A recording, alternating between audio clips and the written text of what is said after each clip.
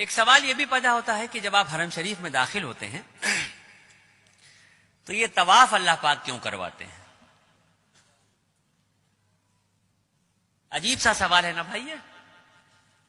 آپ اللہ کے مہمان بن کے گئے ہیں، آپ کی تو خاطرداری بٹھال کے کرانی چاہیے تھی، دستر لگنا چاہیے تھا. یہ اللہ پاک طواف کیوں کرا رہے ہیں اپنے گھر کا؟ آدم علیہ السلام کو جب اللہ رب العزت نے بنایا، فرشتوں کو جب یہ حکم دیا کہ آدم کو سجدہ کرو، اللہ رب العزت نے آدم علیہ السلام کا اور فرشتوں کا ذہنی اعتبار سے مقابلہ کروایا، اور اس ذہنی اعتبار کے مقابلے میں آدم علیہ السلام کی جیت ہوئی، اور فرشتوں نے 7ویں آسمان پہ بیت المعمور کے نام سے اللہ کا ایک گھر ہے اس کا طواف کیا. جب اس کا طواف کیا تو اللہ رب العزت کو یہ ادا بہت پسند آئی، اور اسی وقت جبرائیل علیہ السلام کو یہ حکم دیا گیا کہ آدم کو لے کے زمین پہ جاؤ اور بیت المعمور کے ٹھیک نیچے روئے زمین پر میرے ایک گھر کی تعمیر کرو، تاکہ میرے بندے اگر مجھ سے اپنے عشق کا اظہار کرنا چاہیں یا اپنی کسی غلطی کا کفارہ دینا چاہیں تو میرے گھر کا طواف کریں.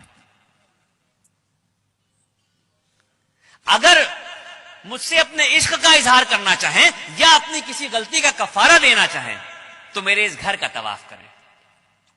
اور سن لیجئے، ہم جو اللہ کی اشرف المخلوق ہیں، ہماری جب تک سانس چل رہی ہے آپشن کھلے ہوئے ہیں ہمارے سامنے. ہم زندگی میں جتنی بار چاہیں مکہ شریف جائیں، جتنی بار چاہیں حرم شریف جائیں، اور جتنا چاہیں اتنا طواف کریں. لیکن وہ جو بیت المعمور کے نام سے اللہ کا گھر ہے جس کے فرشتے صرف طواف کرتے ہیں، تو 70,000 فرشتے روز اس گھر کا طواف کرتے ہیں، اور ایک بار جو فرشتہ طواف کر رہا ہے قیامت تک اس کا دوبارہ نمبر نہیں آئے گا. اتنے فرشتے ہیں، اس درجہ طواف ہو رہا ہے کہ ایک بار جو طواف ہو رہا ہے وہ دوبارہ نہیں آئے گا.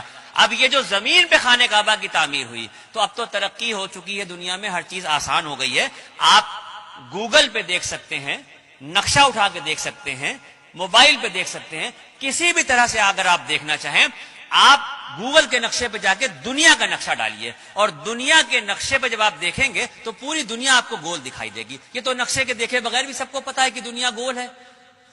اس دنیا کے گول کے بیچ میں جو سینٹر ہے، بالکل انچوں سے ناپ لیجئے، ایک ایک سوت کے حساب سے ناپ لیجئے، پوری جو گول دنیا ہے اس کے بیچ کا جو سینٹر ہے، اس گول سینٹر پہ یہ کعبۃ اللہ کی تعمیر ہوئی ہے. اب یہاں پر بات ختم نہیں ہوتی، یہ تو بات سمجھ میں آ گئی کہ دنیا گول ہے، اور دنیا گول ہے تو اس کے بیچ میں خانہ کعبہ ہے. یہ بات یہاں پہ ختم نہیں ہوتی.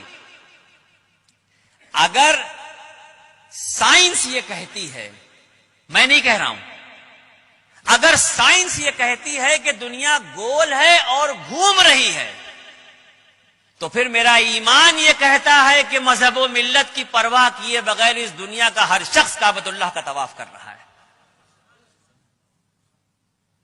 اگر سائنس یہ کہہ رہی ہے کہ دنیا گول ہے اور گھوم رہی ہے، تو پھر میرا ایمان یہ کہتا ہے کہ اس دنیا پہ مذہب و ملت کی پرواہ کیے بغیر کسی بھی مذہب کا شخص ہو، ہر شخص جانے میں یا انجانے میں کعبۃ اللہ کا طواف کر رہا ہے.